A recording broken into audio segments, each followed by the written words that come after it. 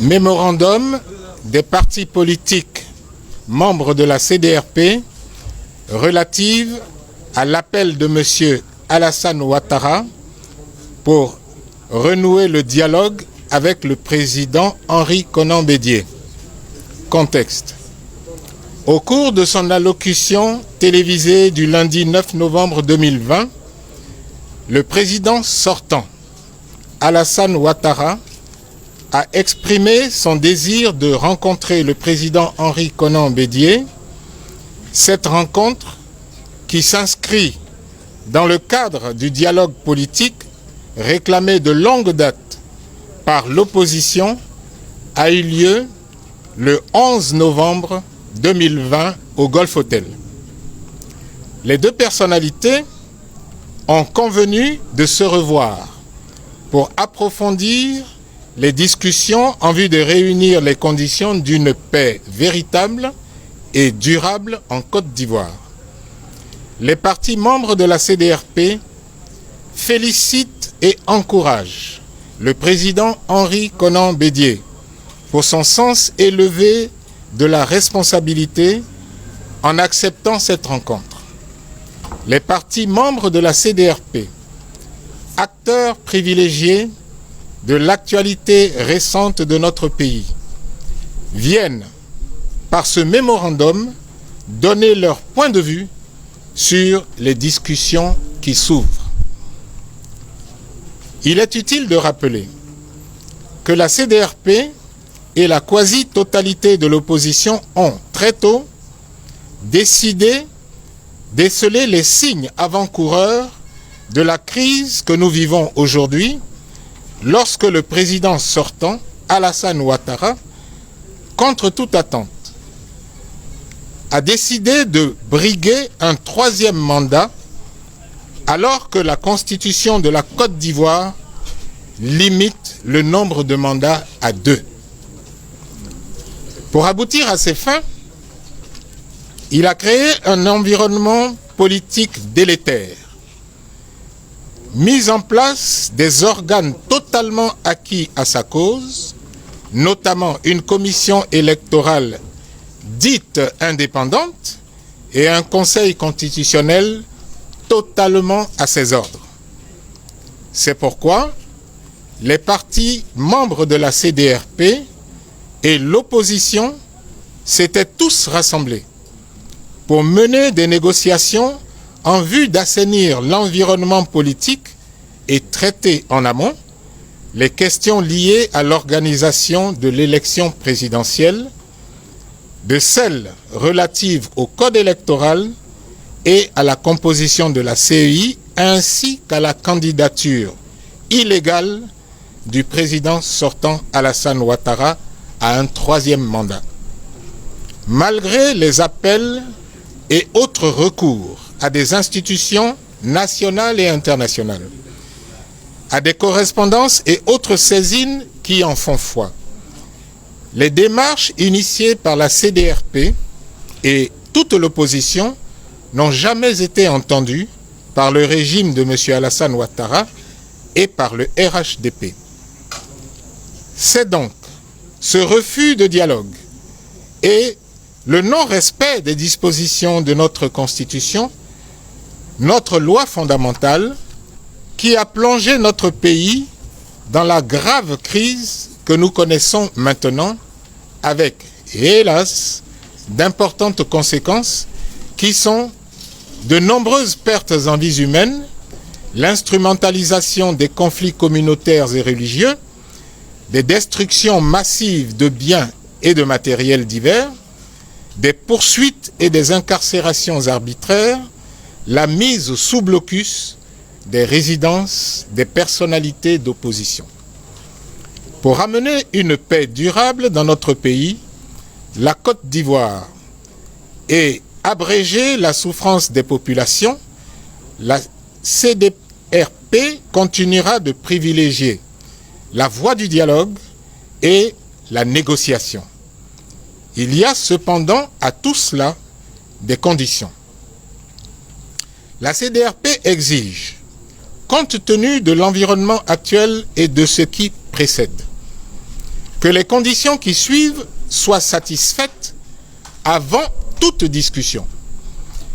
Nul ne peut, et nous citons, aller à une table de négociation en étant bâillonné, privé de ses droits élémentaires et de sa liberté de mouvement. Cette citation est prise d'une déclaration du PDCI-RDA en date du 11 novembre 2020. C'est pourquoi, avant ces négociations, la CDRP demande la levée définitive du blocus autour de la résidence du président Henri Konan Bédié, la levée définitive du blocus autour des résidences de tous les leaders de l'opposition, notamment celle du professeur Maurice Kakou-Gikawe, du professeur Aswa Adou, secrétaire général du FPI, de messieurs Afin Guessan, président du FPI, Albert Mabri Touakeus, président de l'UDPCI, et de Hubert Oulaye, président du comité de contrôle du Front populaire ivoirien.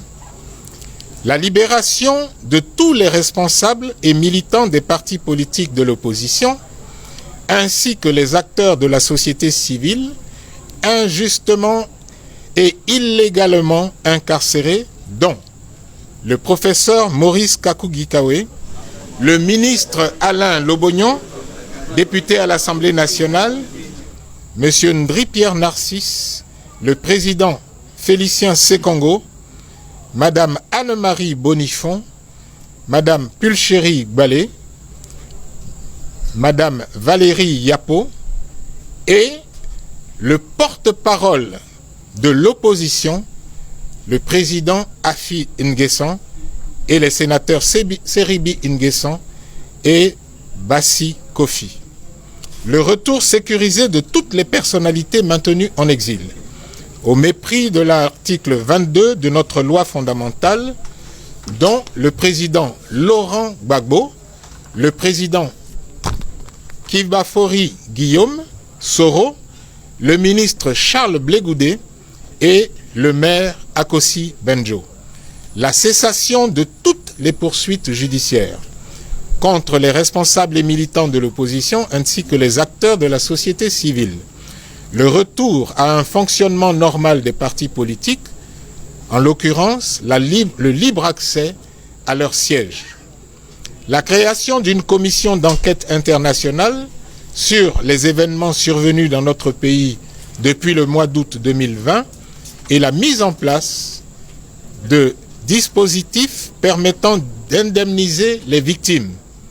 La libération de tous les prisonniers politiques et militaires du conflit post-électoral de la crise de 2010, le démantèlement des milices instrumentalisées par le régime du RHDP et le président sortant Alassane Ouattara.